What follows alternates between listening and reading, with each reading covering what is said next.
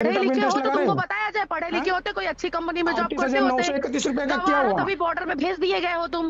अरे सर ऐसा ना किसी के हक का ना खाने का नहीं, तुम समझा ना, खत्म नहीं होगा, तभी तुम लोगों के बच्चे ना विकलांग पैदा होते और ऐसे ही लोग होते जो शहीद हो जाते हैं। ओके ओके रखो ओके। अभी वोट। खूपच निंदनीय गोष्ट आहे ही की त्या जवानाचं शिक्षण काढलं गेलं, लायकी काढली गेली, शिव्या दिल्या गेल्या, त्याच्या पोराबाळांसुद्धा ही वाईट साईड ती बाई बोलली. यावर आपण राग व्यक्त करू शकतो, त्या बाईचा निषेध करू शकतो, जास्तीत जास्त त्या बाईला कामावरून काढून टाकलं जाईल. पण आपल्या सैनिकांची परिस्थिती खरंच या सगळ्याने बदलणार आहे का? कारण एका सैनिकाला त्याच्या शिक्षण आणि अनुभवाच्या जोरावर 25 ते 80 हजार रुपये सॅलरी मिळते, विच इज फेअर इनफ असं आपल्याला सर्वांना प्रथम दर्शनी वाटेल. पण आपण थोडं कंपॅरिझन करून बघू इंडियन क्रिकेट प्लेयर्स सोबत. हा ऑलिम्पिकच्या ऑफिशियल साईटवर 2024-25चा BCCI सेंट्रल कॉन्ट्रॅक्ट आहे, ज्यात प्रत्येक लेवलच्या प्लेयरना इयरली किती पॅकेज मिळणार हे प्रॉपरली लिहून दिलेलं आहे. त्यावर आपण एक नजर फिरवूया.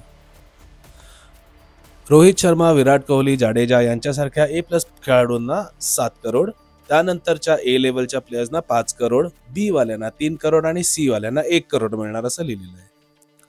आणि C लेवलला रिंकू सिंग सुद्धा आहे, जो एक उत्तम प्लेयर आहे, ज्याचं शिक्षण आहे 9वी. क्रिकेटसाठी त्याने मेहनतही घेतली आहे, नो डाऊट. कोणाचंही शिक्षण काढण्याचा इथे माझा अजिबात उद्देश नाही आहे, पण त्याच्या शिक्षणाबद्दल कोणी बोलेल का? दोघेही भारतासाठी लढत आहेत, खेळत आहेत, पण दोघांच्या कामात किती फरक आहे हे मला वेगळं सांगायला नको. एका बाजूला उन्हातान्हात कधी -डिग्रीच्या थंडीत दिवस रात्र जागून आपलं रक्षण करतोय आणि दुसरीकडे विमानाने प्रवास, 5 स्टार हॉटेलमध्ये स्टे, मोठ्या मोठ्या गाड्यांमध्ये फिरणं, plus glamorous life, fan following, इंस्टाग्रामचे फॉलोअर्स आणि हे सगळं मिळतं ते एका बाजूला. ॲडव्हर्टिजमेंटमधून पैसा मिळतो तो वेगळा. किती फरक आहे लक्षात घ्या. सैनिक होण्यासाठी मेहनत त्याही जवानाने घेतली असेलच ना. सणवार सोडून, कुटुंबाला सोडून तो फक्त आपल्यासाठी लढत असतो ना, आणि त्या बदल्यात त्याला हा अपमान सहन करावा लागतोय. ऑपरेशन सिंदूर सारखे ऑपरेशन्स यशस्वीरित्या पारही पडले, आपण तेवढ्यापुरती त्यांचा जय जयकार करतो, आणि पण नंतर काय? त्यांच्या या कर्तृत्वाचा योग्य तो मोबदला त्यांना मिळतोय का? दर मॅचला एक मॅन ऑफ द मॅच दिली जाते, सोबत त्याला लाखोंचं बक्षीसही दिलं जातं. मी असं म्हणत नाहीये की सैनिकांना लाखो करोडो रुपये द्या, कारण प्रॅक्टिकली ते शक्यही नाहीये, कारण साधारणतः 14 ते 15 लाख सैनिक असतील आपल्या देशाचे. त्यांना प्लेयर्स एवढा पैसा पुरवणं शक्यही नाहीये आपल्या इकॉनॉमीला. पण निदान ऑपरेशन सिंदूर नंतर सैनिकांना काय मिळालं असेल याचा विचार करा.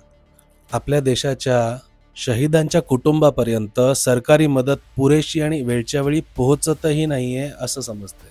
ज्यांना लढताना अपंगत्व आलंय त्यांना भविष्यात एक साधा जॉब देण्याची प्रोव्हिजन आपल्याकडे आहे, पण वास्तविकता अशी आहे की ते जॉब मिळवण्यासाठी त्यांना वणवण फिरावं लागतंय. माजी सैनिकांना सुद्धा जे जॉब्स आहेत तिथे सुद्धा काही काळे बाजार चालू आहेत, जो कधी कधी थांबेल असं मला वाटत नाही. किंवा एखाद्या बिल्डिंगच्या बाहेर तुम्हाला एखादा जर चौकीदार दिसला ना, तर तोही कदाचित एक माजी सैनिक असू शकतो, कारण त्यांना सिक्युरिटी जॉब शिवाय आता काही पर्यायच उरलेला नाहीये. तुम्हालाही माझ्यासारखंच वाटतंय का? सैनिकांना त्यांच्या कर्तृत्वाचा योग्य तो मोबदला मिळत नाहीये का? कितीही झालं ना तरी मित्रांनो, कौतुकाने पोट कधी भरत नसतं. काय वाटतंय तुम्हाला?